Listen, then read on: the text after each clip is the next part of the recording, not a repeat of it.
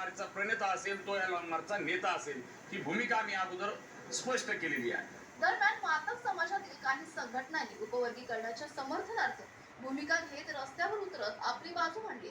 त्यामुळे या मुद्द्यावर मतभेदही स्पष्टपणे समोर येत आहेत. भावना फार तीव्र आहेत, कारण हा मनोवाद जो आहे, म्हणजे मगाशी आपण गाणं ऐकलं, हा मनोवाद पोचला कोणी, हा मनोवाद वाढला कसा, मग मनोवादाची एवढं लढावं का लागतंय, हा मोठा गंभीर प्रश्न झाला.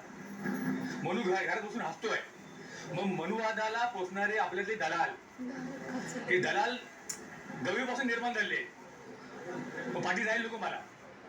गवळीपासून निर्माण झालेले दलाल, आज हे दलालामुळे हा मनुवाद मोठा वाढलाय. किती मनोवाद मोठा आहे दादा, ह्या माझ्या तीव्र भावना आहेत दादा.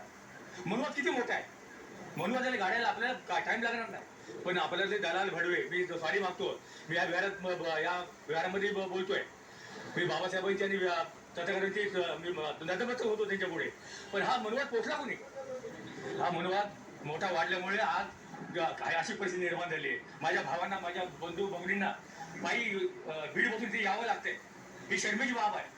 आपल्याला पहिले दलालांना सोडलं पाहिजे. कामोठे येथे पोहोचलेला हा मोर्चा आता मुंबईच्या दिशेने पुढे जाणार असून आझाद मैदानात दाखल झाल्यानंतर आंदोलनकर्ते आपल्या मागण्या सरकारसमोर मांडणार आहेत. बीड पासून सुरू झालेला हा लॉंग मार्च आता मुंबईच्या उंबरठ्यावर पोहोचलाय. उपवर्गीकरणाच्या मुद्द्यावर विविध समाज घटकांच्या भिन्न भूमिका समोर येत असताना या आंदोलनाकडे संपूर्ण राज्याचं लक्ष लागले. आता आझाद मैदान आणि मंत्रालयावर होणाऱ्या पुढील आंदोलनाकडे सर्वांच्या नजरा लागल्या आहेत.